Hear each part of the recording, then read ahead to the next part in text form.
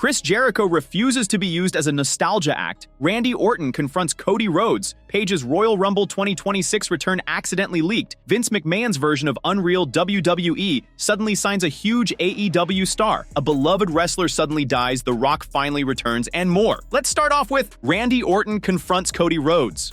The WWE run of Cody Rhodes saw a massive upset this year. He lost his undisputed WWE Championship to Drew McIntyre on SmackDown in a massive upset. Last week, the American Nightmare addressed his loss and announced himself for the 2026 Men's Royal Rumble match. He is set to face Jacob Fatu at Saturday night's Main Event 43. But before his match with Fatu, here is what Cody Rhodes should do on SmackDown this week. Number 4. Could have an emotional moment with a WWE legend. AJ Styles has been officially booked to face former World Heavyweight Champion Gunther at Royal Rumble. After retiring legends like Goldberg and John Cena, the ring general wants to add another name to his list of victims: Styles. The Phenomenal One's in-ring career will be on the line when he battles the Austrian. Styles will be on SmackDown, and Cody Rhodes, being the ultimate babyface, could share an emotional moment with the icon. The American Nightmare could motivate him to beat the ring general with a fiery promo. Number 3. Could brawl with Jacob Fatu.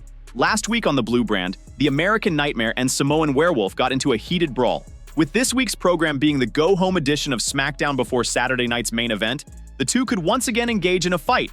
A heated segment could increase fans' interest in the bout, given that it hasn't a strong build-up due to time constraints. Number 2. Might have a backstage confrontation with a star. The prodigal son has been feuding with Drew McIntyre and Jacob Fatu at the same time on the Blue Brand. To add yet another layer to this saga, Rhodes could be booked to have a confrontation with Randy Orton. Fans have been waiting to see the Viper versus the American Nightmare for a long time.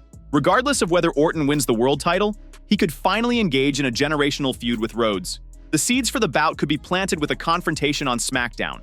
Number 1. The SNME match could be postponed. Some reports suggest that WWE could book a triple threat match between Drew McIntyre, Rhodes, and Fatu for the title.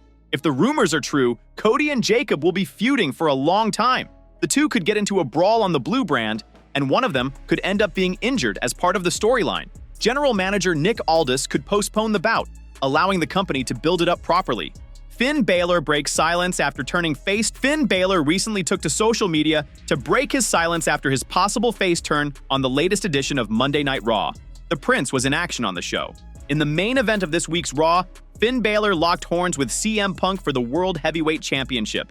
Both stars put on an incredible display of action inside the ring, which many people dubbed an instant classic. For the most part, it was a back-and-forth affair. In the last stages of the match, it seemed like Balor would emerge victorious as he hit Punk with the coup de grace and went in for the pin, but the latter kicked out at 2. The tide then turned in the best in the world's favor as he hit his opponent with a GTS and retained the gold via pinfall. However, after the bout, the Judgment Day star shared a moment of respect with the Second City Saint as both men hugged each other. Balor has been teasing a face turn for a long time, and in this moment, he did not behave like a heel. Instead, he showcased his babyface side, which many fans want to see in 2026. Finn Balor has now taken to Instagram to break his silence after his apparent face turn on Raw. The star uploaded several pictures from the Red Brand's show, including one where he hugged CM Punk. In the post caption, the Prince sent a 2-word message highlighting that the pictures were from Raw in the SSE Arena in Belfast, Ireland. Raw Belfast, he wrote. After Finn Balor's incredible performance against CM Punk on this week's Raw, WWE took to X to send a message. The company wrote that Balor reminded everyone that he is still one of the best in the world. Finn Balor had to remind everyone that he's still one of the best in the world. It remains to be seen what the Triple H-led creative team has planned for Finn Balor's future in the Judgment Day. Paige's Royal Rumble 2026 return accidentally leaked. Paige has been away from the professional wrestling industry for a long time. She has been focusing on her podcast journey, building a major brand with her Rule Breakers podcast. However, 2026 might finally see her making a comeback. Eagle-eyed fans noted that the 33-year-old star was advertised for an event on the day of the Royal Rumble, January 31st. Now that has been postponed, this could be seen as a massive hint that the former WWE Divas champion may be returning at the Women's Rumble match. Adding more fuel to the speculation, Paige has also uploaded a clip of training in pro wrestling. Many see it as a leak to her return to the big leagues. The anti-diva left WWE in 2022 following her neck injury, retiring from in-ring action. Then, the same year, the latter made her AEW debut, came out of retirement, and started wrestling again. and nothing has been confirmed to date. In an episode of the New Rule Breakers podcast, Paige said she returned to the ring and is planning to return to the mat. She is also hitting the gym, trying to add more weapons to her arsenal. So, I want to get back in the gym again. I'm getting back in the wrestling ring again. I started this month, which has been really great, which I want to take you guys down to the ring. Yes, please. And this was what happened the other day. I had a friend of mine, and I was trying to get through TSA and stuff like that, and I've been trying to come up with like new wrestling moves because I'm like, if I was to ever come back again, I want to have like a completely new, not completely new move set, but like added, she stated. That said, it will be interesting to see whether Paige will come back to the sports entertainment juggernaut at Rumble. Vince McMahon's version of WWE Unreal. WWE Unreal has returned with a second season on Netflix, showcasing the inner workings of the pro wrestling juggernaut. Interestingly, a version of this show existed 2 decades ago in the company as well. Albeit scripted, here's a throwback to one such conversation between Vince McMahon and Hulk Hogan.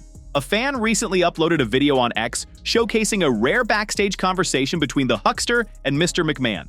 Other members of the WWE Universe pointed out that the conversation wasn't an actual negotiation between the two, but a segment from the show Hogan Knows Best. The video showcased Vince McMahon trying to convince the late legend to work full-time in the company. While the Hulkster tried to bargain, the ex-chairman of the company said that once someone enters this industry, they get tied to it for life. There's an old expression about this business. You're in for life. Hogan Knows Best aired between 2005 and 2007. The show spanned 4 seasons and encouraged the company to make more television shows. Total Divas and Ms. and Mrs. are examples of such programs that were created by the Stamford-based promotion later on. The second season of Unreal showed Triple H discussing the finish of Sky's Women's World Championship defense against Rhea Ripley at the 2025 Evolution. The game was speaking to the 2 stars and asked Sky to say, "What the F?" after being pinned by Naomi. The Japanese wrestler showcased how she would cuss, but instead of a shocked and angry response, Sky's replication of the cuss turned out to be cute. Notably, the finish of the match saw the Glow cash in her Money in the Bank contract for the Women's World Championship.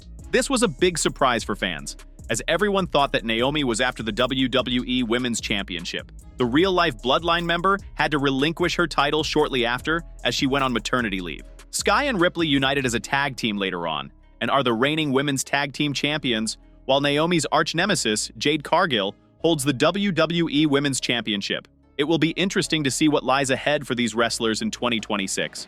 WWE suddenly signs a huge AEW star. Powerhouse Hobbs has long been under WWE's radar, with the company waiting for years to sign him. He was a part of AEW until recently, but now the situation has changed. After rumors about his destination in the last few weeks, the star has finally signed. Sean Ross Sapp reported that the star has now officially signed with WWE.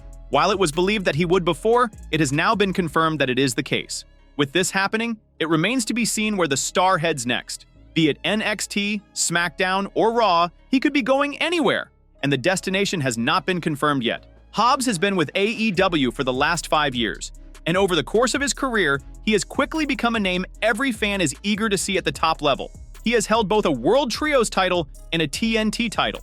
In his last match, he dropped the World Trios title to Hangman Adam Page and Jet Speed.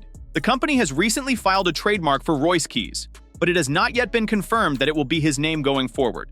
Fans will have to wait and see what Triple H does with him, what the plan is at the moment, and whether his name will be changed after all. With the Royal Rumble coming, it could be a natural point for the star to appear and make his debut for the company. With that being the case, it could be the star's time to step up and grab the spotlight. A beloved wrestler suddenly dies. PW Insider reported that TC Reynolds has died. The star was known for being a local legend in Pittsburgh, wrestling everywhere at the time. While he was retired for a long time, the star was known for being a consistent fixture at local shows and was well loved. Details surrounding his death is not known at this time. He was trained WWE's Dominic DeNucci and Guido Mongo. He wrestled across Ohio and West Virginia as well between the 1990s and early 2000s. He appeared for WWE quite a lot as well, but mostly as an enhancement star. He wrestled under the name Thunderbolt for a while, but then changed his name to TC Reynolds. He then went on to work as Batman while dressing up as the Caped Crusader as well. He finally went on to wrestle as Doink the Clown as well, dressing up as one of many versions of the Crown who were very prevalent in the Indies. He regularly used that gimmick and even became famous for it.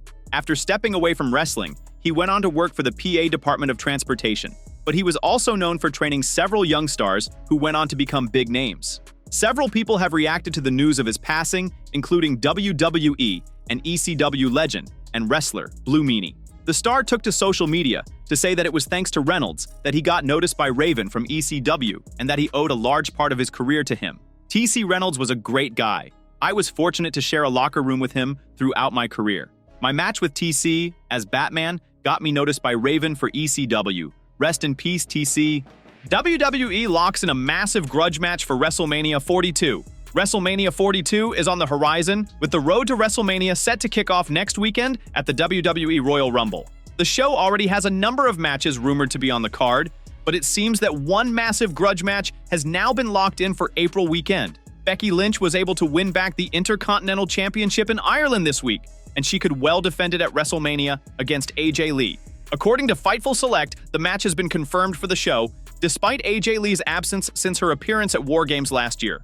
The former Divas champion returned to WWE after a decade last year and has since been part of a feud with Lynch. Lee opposed the Irish star at WrestlePalooza, where she was able to make her tap as well as at War Games.